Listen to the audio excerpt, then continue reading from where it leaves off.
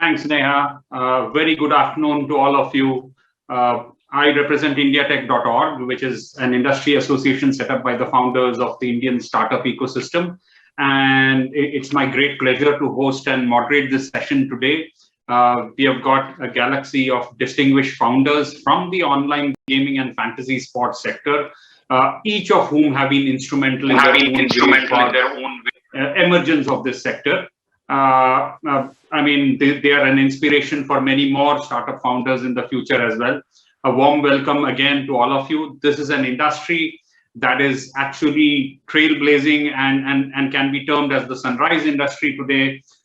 Huge amount in taxes which are already getting contributed to the government exchequer, massive job creation that's also happening both direct and indirect, but more importantly, a huge contribution to the sporting industry because the sports intensification of the viewers and the fans watching the sports has significantly increased. So therefore, engagement towards sports has been one of the greatest contributions that the OFS industry is striving to contribute and continues to do so.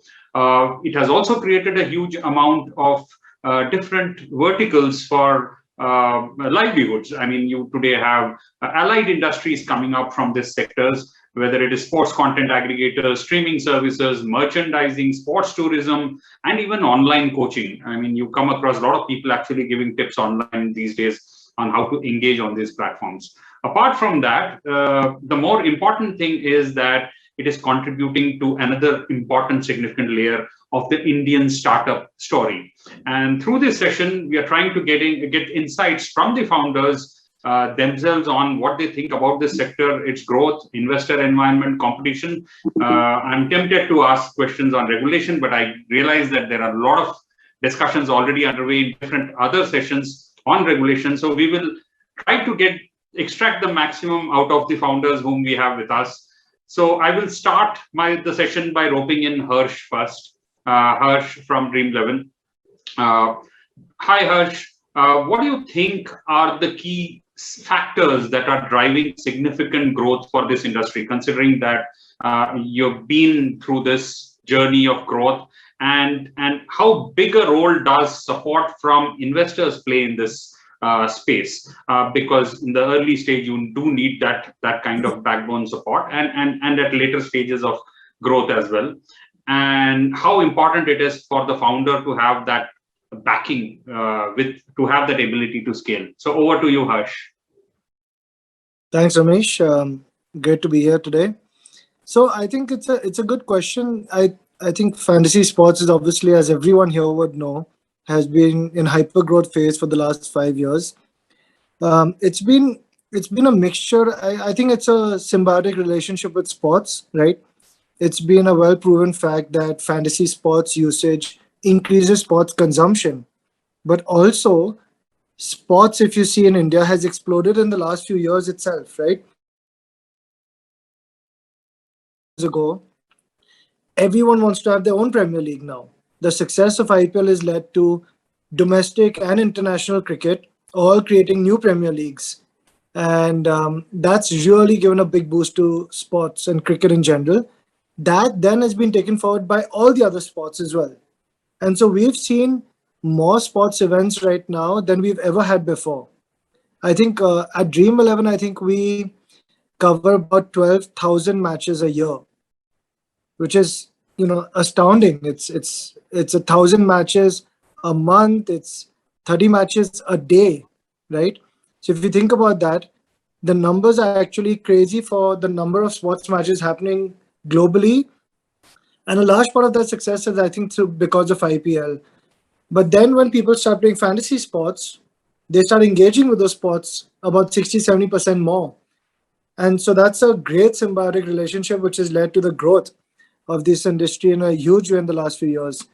Of course, you also have the macroeconomic factors like in the digital ecosystem, mobile internet, and growing increasingly over the last 5 years, and the geo effect, which has been a tidal wave that carried all boats, right? And so all of us have been benefactors of that tidal wave. But I think the biggest critical part of fantasy sports has also been its ability to be like popcorn to the movie that is sports, and to make it enjoyable and entertaining and not make it a very deep kind of load on your wallet. The average ticket sizes are very low in the tens of rupees. They're about like 40 rupees, I believe. And then you have 50% or more people winning at least the money back and winning, sometimes winning much, much, much more. And so that makes sure that it's a very casual entertainment form of engaging with the game. In fact, the majority of people play for free. This has led to fantasy sports being open for Bharat. And that's why we have over 12 crore people playing fantasy sports today in India. Because anyone can play for free.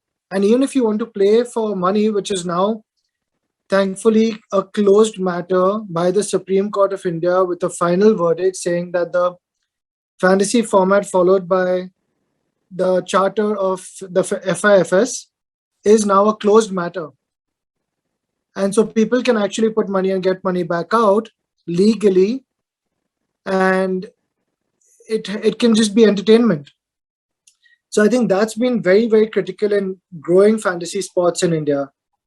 Finally, I'd like to say that, the investors, you asked me, the investors are very key for growth for this industry. I think a lot of companies now are VC backed as compared to a few years ago. I would say that if fantasy sports is a rocket ship, they are fuel, right? You need that fuel for the rocket ship to explore. And once it gets to orbit, then it can take off and it can carry on, right? And explore completely new places. But you need that rocket fuel to take off. And I think that's very important. That's the important ingredient that our investors add. They also add a lot of credibility to the space. And finally, I think you said how important is it for a founder, right? That once you raise money, I think raising money is also a double-edged sword, because once you raise money, you're on a treadmill, right? And with every round you raise, you essentially increase that speed of treadmill a little bit more. But all the entrepreneurs here are here for that journey. They're not here for professional jobs. They're here to have the thrill and excitement of that roller coaster. And it's one definitely that I would hope that everyone gets to get a chance at. Thanks, Harsh. I think fabulous takeaways in terms of numbers. 12,000 matches in a year, 1K a month is phenomenal. And of course, the more important thing is that it's important for people to know that 50% are actually playing for free as well. And more importantly, way more than that actually. I believe the number is closer to 80% or more. Great. So 80% playing for free and 12 crore people paying. That's a phenomenal engagement that's building up. And I remember a couple of years back when we were writing the white paper, it was around 10 crore or so. And that's a phenomenal increase year over year. I think September 2020, we had come up with this white paper on online fantasy sports, which got good response both from the industry, media, and government. So, and to your point on investor as a fuel for a rocket ship, I think, and I'm beginning to use that example in other places as well. And the fact that once you get the money, you're on a treadmill. I think pretty apt summarization of what you go through as a founder, but I think a lot of takeaways for others as well. Thanks, Harsh, Thank you, for Ramesh. your insights. Over to Sai. So Sai, coming on to online fantasy sports, this is one segment of the larger gaming ecosystem. I mean, you do have multiple other online gaming formats, but OFS is one of the verticals. In fact, I was trying to do an explainer for a lot of people who were asking me, what are the different forms that exist in online gaming world? And I tried to do a short video form, which I tried to make it viral on the WhatsApp. Some people did like it, and some people came back and said, we didn't realize so many forms exist. But Sai, from your perspective, what do you think, if we were to take the online fantasy sports from that vertical of multiple verticals that exist in the gaming space, what do you think makes this segment different from others? And what trends do you think are interesting to observe in terms of user preferences and choices across formats, considering that there are people who may be engaging here and there as well? Firstly, thank you for asking that question.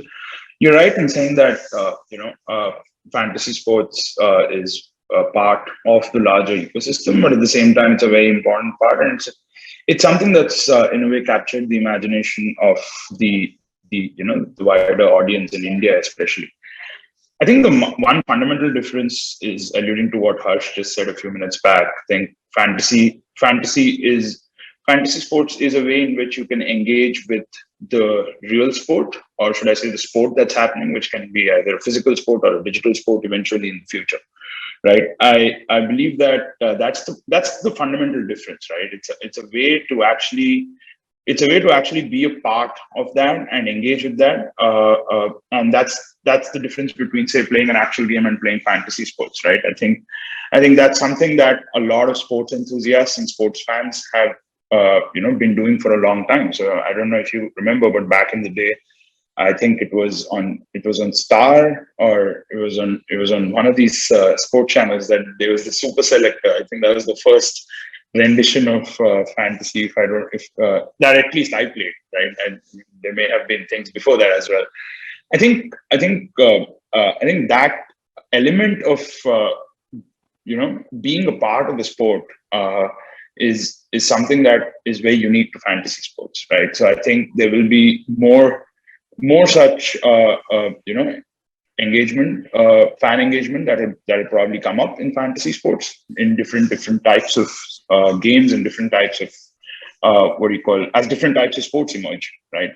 So I think that's the fundamental difference, right? And for us, primarily, I think we view it as a very, very good acquisition and engagement tool on the platform.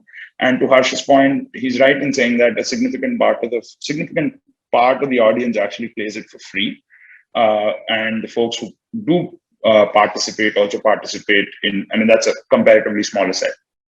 Yeah, so I think it was ESPN Super Selector you were referring to, I guess. Yeah. We used to watch it and try to say, okay, let me create my own team, and I think that's the genesis of it. All of us have seen.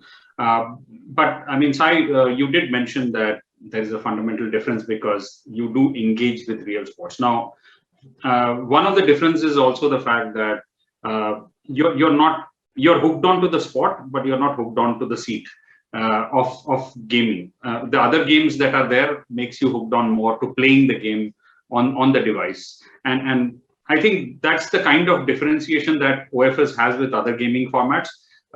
It's important for people to respect each of those formats, and this is mostly for the regulators because they keep coming up with different questions each time, and I keep explaining to them. And I think there's an important session where it's important for people to know that there are these important verticals. Each of them are categorized in their own way and contribute in their own way to engagement with sports, whether you want to play it or whether you want to have a team and create it virtually and so on. So great insight, Sai. I think the point of ESPN Super Selector is something which brought us back into old times memories. Thanks for bringing that up. Moving on to Bhavin. So Bhavin, in terms of what you've heard so far from both Harsh and Sai, I mean, from your end, it would be interesting to know, as a founder, how do you value the role of technology in this sector? I mean, people often tell me there's a science to these games. There's also a technology element to these games.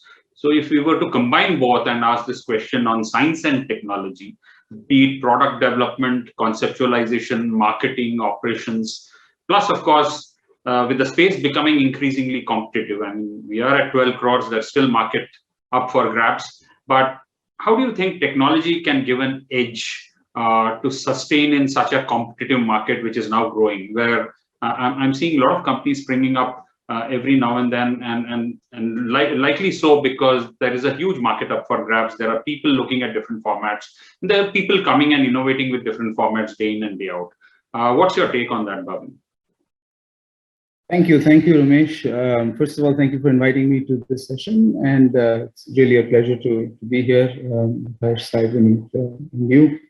It's a good question, in the sense that back in 2006, when we started games 24/7, right? The internet was technology. Right? Technology was equal to the internet, right? And like Harsh mentioned, with Geo coming on, a lot has changed, right? And that's just not even so many years ago, right? From the time we started to now, 15 years later, life without the internet is unimaginable, right? Who would have thought maybe 15, 20 years ago that you click something on a device you call a smartphone, and then your food will appear at your doorstep in 3 minutes, right? Or 5 minutes or 10 minutes. It's just, and maybe I'm old, maybe older than most of the guys here. And so I know what it was to live in a world where there was no internet. But now it's unimaginable, right? The way things have moved, everything is just going so quickly and moving fast that keeping pace with that technology is going to be paramount, right? These days, the internet is now just an enabler, and it's not really something that it's something that's taken for granted. It's not something that's new to you, and you have to sort of work towards, right? Using. But I think in our context, right, when we talk of science and technology, the internet obviously is now taken for granted. So what is really happening, and what is really going on, and what is really going to make that difference, like you said, right? And our view is that if I could put that in one line, right, it would really be how deeply one is able to use science and technology to connect with its users, right? And this has always been true. I'm not saying something that's in that sense very deep or astute, but my point is that there are a lot of people spending a lot of time trying to really figure out, okay, who is my user, right? And how do I really reach out to him in the most relevant and personalized way as possible? And I think that's where today technology is playing the most important role, right? From product offering, right? If I know that two users are different, I would offer them a product that will look different, but that would look like they would want to experience the product, right? Marketing, I would show them different ads based on the geography they're from, what they're doing. If I know anything about their age, their profession, I would use that information to appeal to them through that kind of advertising that's more pertinent to them, right? Through running operations, someone wants to be reached out through chat, someone likes to be communicated via phone, someone likes email. And how do I sort of reach out to my players, right? What kind of payment options do I provide them based on who they are as a player? So this is where I think technology is really coming to the fore now, right? In one's ability to understand, okay, who is my user, how is he different from the next user, and how can I personalize experiences for that user, right? But the biggest challenge, and herein also lies the opportunity, is who's going to do all this, right? I mean, I've intentionally stayed away from buzzwords like data science and machine learning and all of that, cloud and that, right? The bottom line is that you're going to need to have people who are going to help you figure out, how you would differentiate players and how you would leverage technology to then act on differentiation of the different kinds of users that you have, right?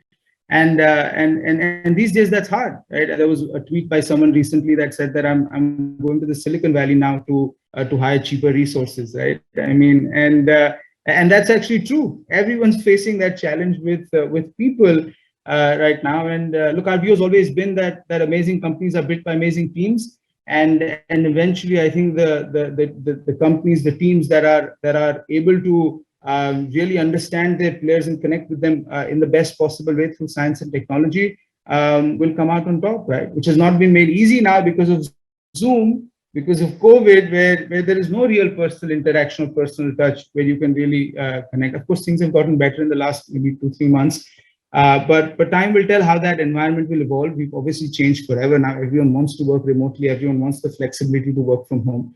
But I think overall, these are very interesting times. Like I said, I think understanding our consumer, and everyone says this, but it's true, leveraging science and technology to understand your consumers in the best possible way is what will differentiate companies. And that's becoming harder because getting the right kind of people is difficult. That I think the end goal here, obviously, and outcome here, obviously, is that if there are lesser people to do quality work, then those people are just going to build processes and systems and machines that will do the work of people, right? So in the long run, you will not need as many people, but right now it's a real problem, resources, right?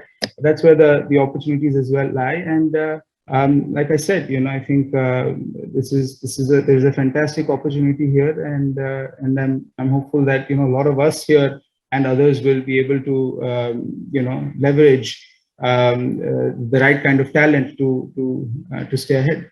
Thank you. Thanks, Bhavin. I think very pertinent points. But more importantly, who is my user and how do I reach out? I think that's an important takeaway for most of the people who are looking at this session and for prospective founders as well. I think this cuts across not just gaming, but also other verticals. Yeah. Because people are all constantly looking at how do I connect to my core customers who may be sitting in whichever part of the world, and how do I reach out? And even the mediums that are used for marketing and ads, I do come out with, I've seen quite memorable ads coming from each of you in different domains and in different mediums and platforms. Very engaging and funny and connecting as well. I think those are all important methods to connect to your audience and your core audience. Great insights, Bhavin. Moving on to Vineet. And since Bhavin also mentioned that the pandemic was there and we had some bit of disruption on the businesses and so on. So pandemic was a hard year for businesses across sectors. Funnily, when I meet people outside, people say, hey, it must have been great year for online gaming guys because everybody was at home and they didn't know what to do. But at the same time, when I keep telling them, hey guys, online fantasy sports is different, for that real game should have happened in the real world, as Sai mentioned as well. Contrary to the popular opinion that fantasy sports was not impacted because everybody was at home. In fact, fantasy sports was impacted because real life sporting events did come to a halt. And the periodicity and the numbers did come down. So how do businesses that are pure play fantasy sports sustain in such an environment? And I guess one of the things would be that people would say, okay, it's just not just our local Indian games, but you are also plugging onto foreign ones and events that are happening globally. But what are the factors that can act as an impediment for the growth of the sector? If you see, and what is your suggestion? How can businesses like yours sustain in an environment which is uncertain, where events are put off or things are disrupted? Okay, first of all, hi everyone, and thanks a lot for inviting me in this event. Also, I would like to thank each and every one of you to join our Game Plan 2021. As you all know, pandemic has been truly devastating, and my prayers are with those who have lost their loved ones. It goes without saying that without frontline heroes, situation could have been much more worse, right? And I urge all of you to get vaccinated and stay safe. Now, come to your question. You rightly said, while online gaming saw a tremendous boost in the business, as there was no other sports or fantasy sports, or there were no live match in the pandemic, casual gaming or online gaming saw tremendous growth, right? On the other hand, fantasy sports industry suffered significant losses. In past 18 months, we have also seen many companies adopting or launching other casual games on their fantasy sports program, as we also did that. So the main thing when everybody or gaming industry was thinking about their growth, players who only had fantasy sports platform like us and Dreamland and others were actually thinking about how to survive in this situation, and organizing tournaments in geographies that are largely unaffected by the pandemic really helped us, because there was no games anywhere. Then we found and we keep searching for some geographies where pandemic was not at that high level. Example, Taipei League, which occurred in Taiwan was one of them. Vinci Premier League, Vunanto League. These different leagues. These were small leagues, but these leagues helped us to engage users on our platform. For also forging into another forms of online games other than fantasy sports like quiz, skill games, like skill-based card games like Rummy, poker also helped us a lot in this situation. Pandemic also gave us opportunity to tackle the long-standing tech debt and gear up future innovations for the activities which we were not able to do in regular time. Pandemic also gave us opportunity to do that also.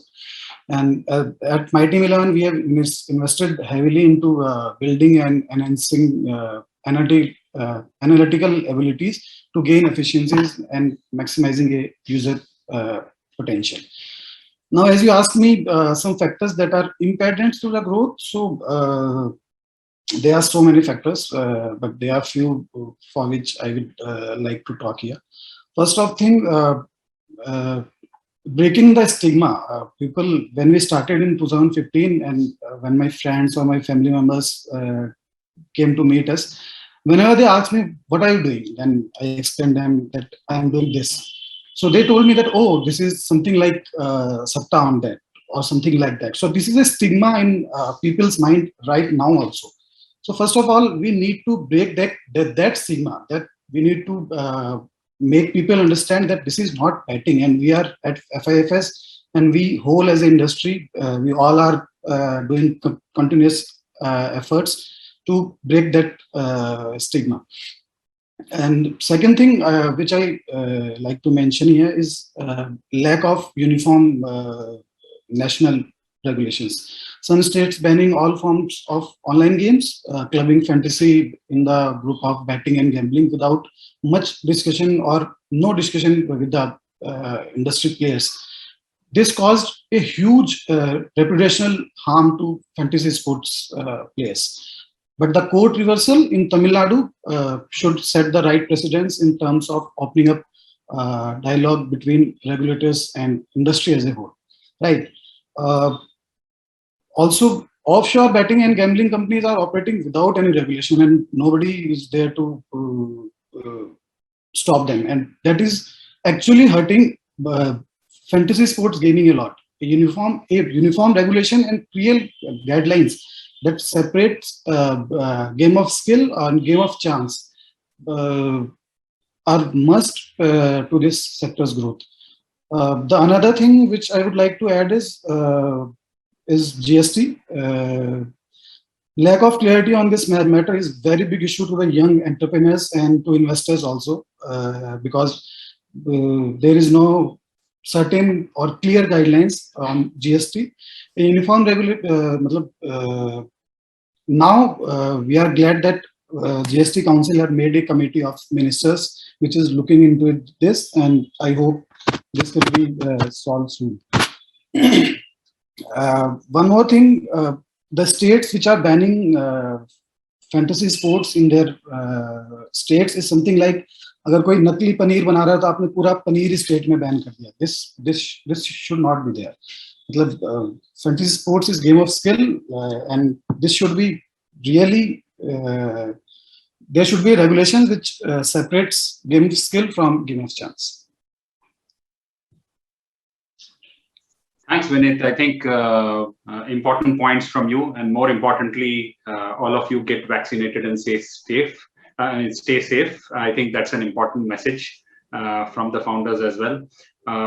More important takeaways from Vinit, that the pandemic can also be an opportunity when you are shut down, that you can actually leverage and use this breathing space to build on areas which you couldn't build earlier because you were constantly running. I think that's an important takeaway.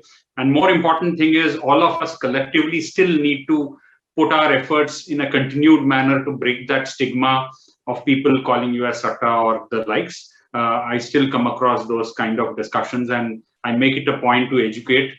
And this is an open thing that each of you who have understood and are part of this industry should try to educate at least 2 to 4 people around you, and that will have a ripple effect.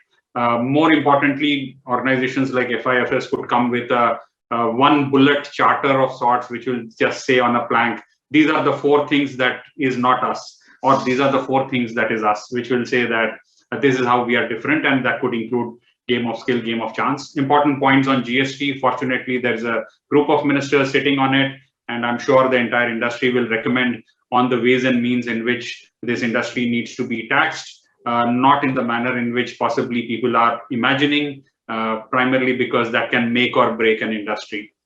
And I think very apt takeaway, I would add khoya to it as well, apart from paneer, that you can't be banning the entire paneer and khoya because they are adulterated. So I think that's a common thing we come across. So great takeaways, Vinith. That takes us to the next section, where I put across a generic question for all of you, each one of you, and you can possibly answer in the same sequence that we went across in the first round. So, I mean, all of you are founders and thought leaders here who have driven and built these businesses. So how big a role does the team behind the founder play in shaping the future of the company? And this is just, I expect a 2-minute answer from each of you. What is that one thing you would also attribute as the most important part of your journey so far as a founder in this sector? Over to Harsh. Thanks, Ramesh. I think culture is the most important part of any company. I think the culture comes from founders always, right? It rolls top down, but I think that the way the work always gets done is bottoms up. So I think that our job is to grow teams, give them a vision, make sure everyone's running in the same direction, but then hire the best people and just get out of the way, right? The team is the most important. At least my job is to make myself redundant. And so it's all about the team. The team does everything. My only job is literally as a shepherd right now. And I'm very happy to be playing that job now so that I can focus more on new growth opportunities. So I think it's all about the team in terms of running the business. I think in terms of the most important thing that I would attribute is that understanding that experimentation and failure is the only way to learn, which is the only way to succeed, right? I think failure is treated as has a very big stigma in India. And as entrepreneurs, as in every company, India needs to embrace failure as the only opportunity to learn and then achieve success. That's the one thing I would say as a takeaway. Thanks, Harsh. Sai? I'm not going to repeat what Harsh said. I think fully agree with Harsh on the culture and the team point. I think outside of this, I think as a company, MPL has honestly benefited dramatically thanks to the competition we have in this ecosystem, right? And the companies like Dream11, companies like Games 24/7, I mean, they're honestly amongst the best in the world at doing what they're doing. Right. Sometimes you just have to compete with the best to, get to the top. Right. And I think that's helped us a lot. And in a way, that's kind of helped us now to actually take our product to other countries as well. I think that is one of the hallmarks of this industry in India, is that honestly, this is one of those rare industries which is way more competitive in India than probably it's even in the US or some of the other geographies in the world. Yeah, that would be my other add-on to what Harsh just said. Yes. Great, Sai. So over to Bhavin. So yeah, I again can't disagree with anything that Harsh or Sai have said or refute that in any way. Look, I said when I was speaking that amazing companies are built by amazing teams. So we've it's not the idea or the product that will succeed; it's the team that will succeed, right? And so obviously the team plays a paramount role, as I think just echoing what everyone else has said here, right? In terms of what I think my takeaway as a founder, or the good fortune that I've had, is of meeting the right kind of people that makes all the difference. I think being at the right place at the right time, and acknowledging the role that luck or chance will play in where we've gotten, right? There are so many people who have wonderful ideas. There are so many people who are significantly smarter than I am. collective, then the collective is, but only a few people sort of make it all the way. And I think that the role of luck or good fortune there cannot be sidelined, cannot be neglected. And look, I've just been fortunate to have met wonderful people in this journey, including the people in this forum. So thank you once again. Vineet? Thanks a lot, Ramesh, for asking me this question.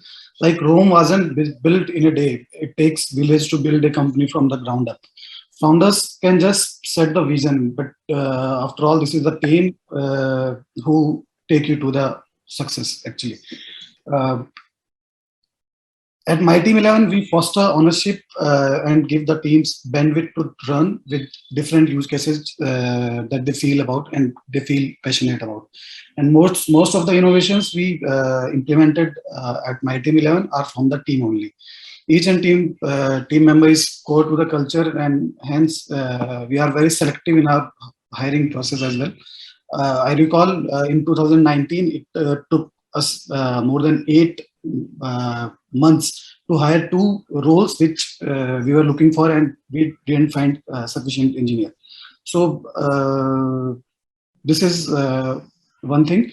And I remember Sanjeet and I, when we started My Team 11, we used to handle support tickets to signing each check for the customer withdrawal also. Today, most of the business as usual tasks are automated, and our team focus on building great customer experience. So this is the team only which gives you the height to the any business, and founders just have the vision. So great. I think fabulous insights. I think starting with culture being important, and the other way out is follow the leader who's creating that culture as well.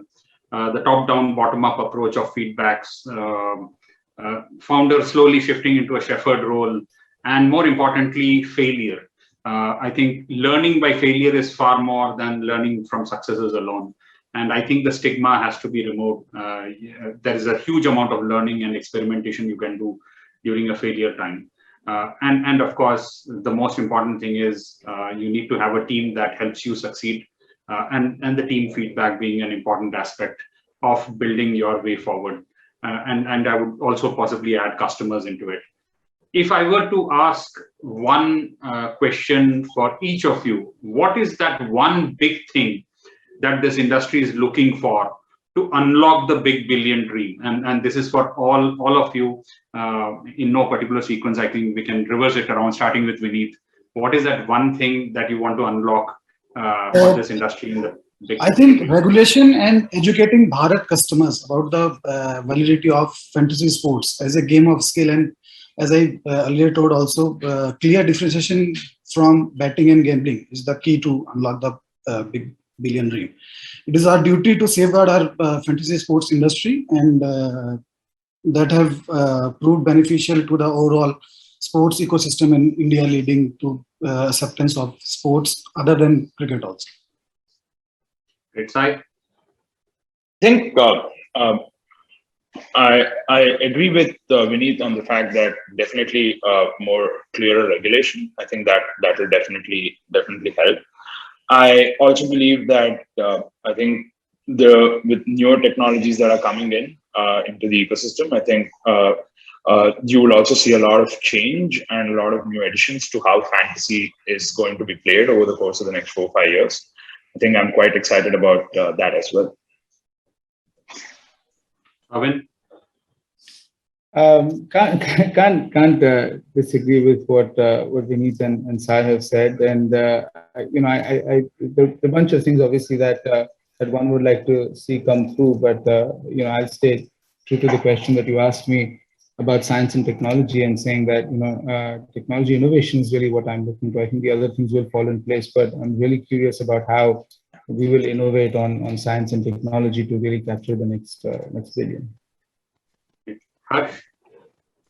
I think I agree with what everyone said. I think what's important for this industry right now, as we have 80 crore sports fans, who consume sports in India, and we have 12 crore of them playing fantasy sports. It's still a lot of way to go for growth. for this industry. I think the need of the hour is to get more people, more fantasy operators to come together to help us in creating the best charter possible for FIFS. It's great to have My 11 Circle, My Team 11, MPL, Dream 11, all on the board and working on this. And I think it's very important for the whole industry to band together under FIFS and give it the strength and the teeth it needs to work with government and regulators to actually self-regulate this industry and move it forward in the right way. That's what I think will unlock the most value. Absolutely. I think the common thing that is coming out is obviously the fact that regulation is key for the sunrise sector to ensure that people don't slot you on the gray zone. And it is not fun establishing your legitimacy by going to the courts, certainly. And at the same time, new technologies are evolving, which means that regulators also need to keep up. People shouldn't be saying, hey, we regulated you and said, if you use this, then it is like this, but now you've moved on and adopted different technologies and different means and so on. Therefore, that requires a different kind of regulation. The more important thing is this sector is intense. We have seen competition, but I mean, it's like 80 crores, as Harsh said, and you have 12 crore up in your sleeve. So what happens typically is that even if we were to look at a 50% of the market, we are talking something like 40 crores, which is 3 times or more from what the current market penetration is. So I think huge potential, long way to go. Tech innovations, as Bhavin pointed out, will be the need of the hour as well as we go along. Today, people are getting it rendered on their phones and mobile phones and so on.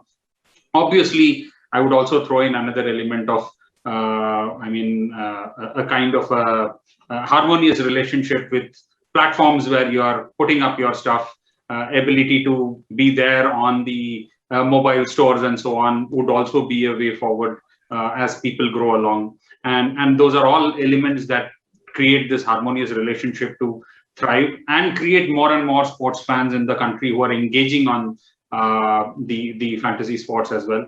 More importantly, self-regulation, I think, is a key.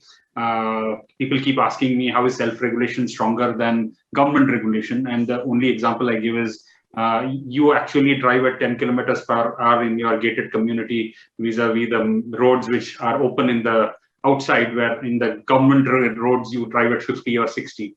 So which means that self-regulation is far more stringent than government regulations, and it puts in a kind of a comfort factor for both the regulators and the users and of course the investors. So I think we have got great insights today from the founders, and I'm sure there are a huge amount of takeaways for all of those who have attended the session today.